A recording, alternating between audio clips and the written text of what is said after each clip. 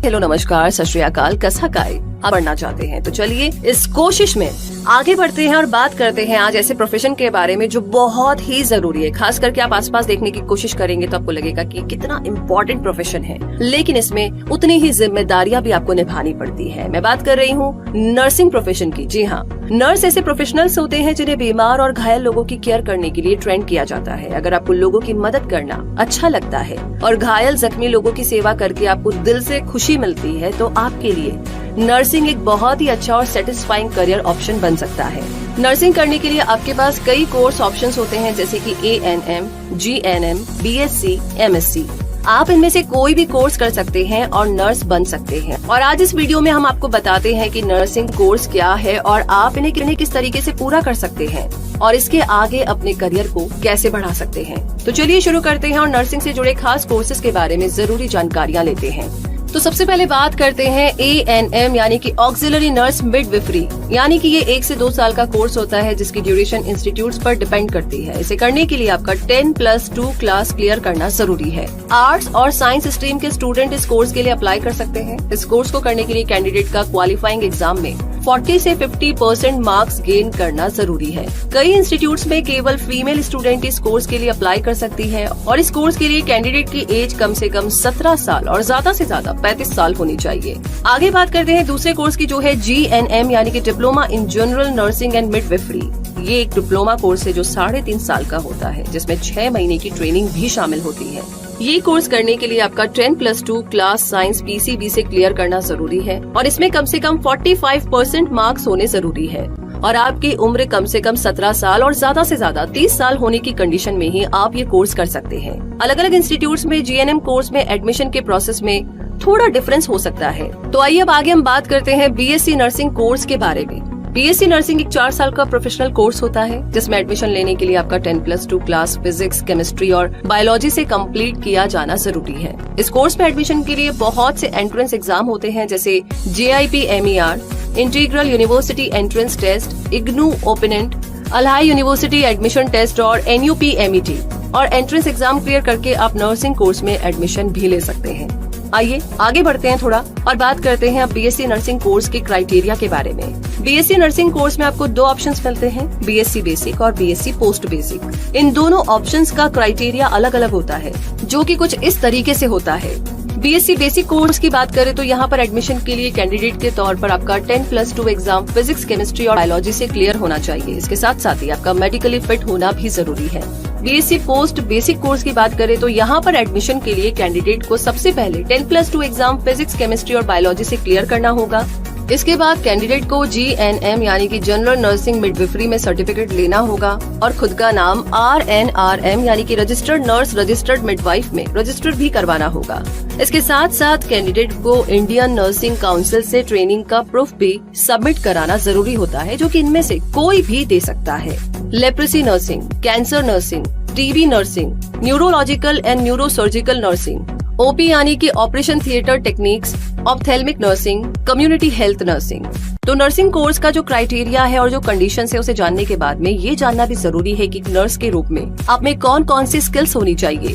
Nurse का profession एक noble profession है जिसमें आपको हर दिन अलग अलग तरह के पेशेंट्स के साथ डील करनी होती है। ऐसे में सबसे पहले आप में पेशेंस यानी कि धैर्य का होना बहुत जरूरी है, क्योंकि इस प्रोफेशन की सबसे पहली जरूरत पेशेंस ही है।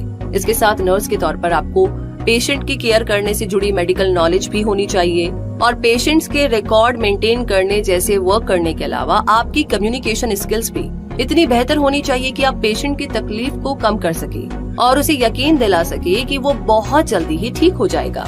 BSc नर्सिंग कोर्स के दौरान केवल मेडिकल टर्म्स एंड ट्रीटमेंट ही नहीं सिखाया जाता है, बल्कि पेशेंट की कंप्लीट केयर को ध्यान में रखते हुए ऐसे सभी सब्जेक्ट्स पढ़ाए जाते हैं जो एक मरीज को पूरी तरीके से ठीक करने के लिए जरूरी होते हैं। यानी इस कोर्स में anatomy, physiology, biochemistry, pathology and genetics, microbiology, pharmacology, medical surgical nursing और ऑपरेशन थिएटर टेक्निक जैसे सब्जेक्ट्स की स्टडी के साथ साथ psychology, nutrition, sociology, communication and educational technology, psychiatric nursing जैसे सब्जेक्ट्स भी पढ़ाए जाते हैं। तो आइए अब बीएससी नर्सिंग कोर्स करवाने वाले इंडिया के कुछ बेहतरीन कॉलेजेस के नाम जानते हैं। Shri Ramachandra university Chennai, SRM university Kattankulathur Chennai, Christian medical college Vellore, KLE university Belgaum, Annamalai university Chidambaram, Symbiosis international university Pune, Banaras Hindu university Varanasi, Sharda university greater Noida और गवर्नमेंट मेडिकल कॉलेज नागपुर। चलिए अब आपको बीएससी नर्सिंग से जुड़े करियर ऑप्शंस के बारे में बताते हैं।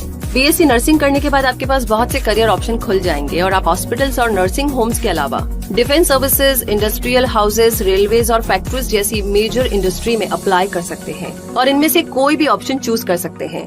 Nurse, nursing assistant, junior psychiatric nurse, ward nurse and infection control nurse, home care nurses, nursing assistant supervisor, nursing educator, nurse manager, care provider, researcher और काउंसलर।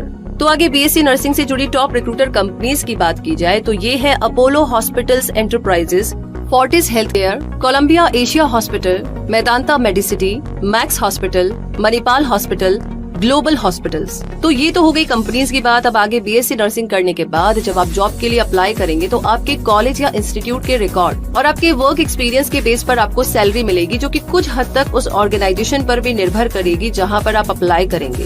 अंदाजे के तौर पर ये कहा जा सकता है कि बीएससी नर्सिंग कैंडिडेट फ्रेशर के तौर पर लगभग 3 लाख पर एनम सैलरी पा सकता है, जो कि हर कैंडिडेट की स्किल्स और एक्सपीरियंस के अकॉर्डिंग चेंज होती रहेगी। तो बीएससी नर्सिंग कोर्स करने के बाद अगर आप जॉब करना चाहे तो इससे जुड़े करियर ऑप्शंस और सैलरी के बारे में तो आपने जान लिया है, लेकिन अगर आप बीएससी नर्सिंग के बाद जॉब करने के बजाय आगे स्टडी जारी रखना चाहते हैं तो आपके लिए काफी सारे ऑप्शंस हैं।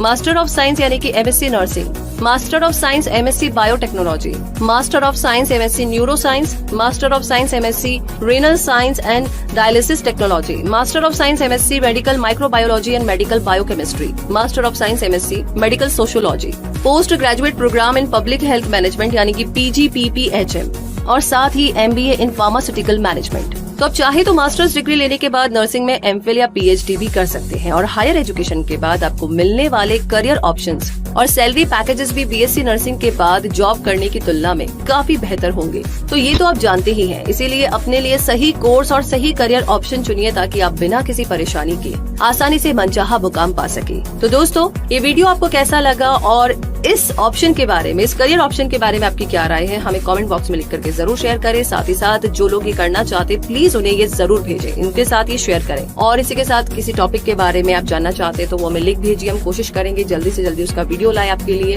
और साथ ही एक और बात, इस प्रोफेशन में आपको पूरी जिम्मेदारी के साथ काम करना है। लोगों की सेवा का भाव आपके अंदर होना चाहिए। बैठ कर के तसल्ली से कभी अंदर फील कीजिए कि क्या वाकई में आप लोगों की सेवा करना चाहते हैं, उन्हें खुश देखना चाहते हैं, कि हेल्थ प्रॉब्लम्स को दूर करना चाहते हैं। अगर वाकई में ऐसा है तो ये ऑप्शन आपके लिए है। तो इसके लिए ढेर सारी शुभकामनाएं। मिलेंगे बहुत जल्दी ही, तब तक के लिए हमारे चैनल है। अगर वाकई में ऐसा है तो ये ऑप्शन आपके लिए है। तो इसके लिए ढेर सारी शुभकामनाएं। मिलेंगे बहुत जल्दी ही, तब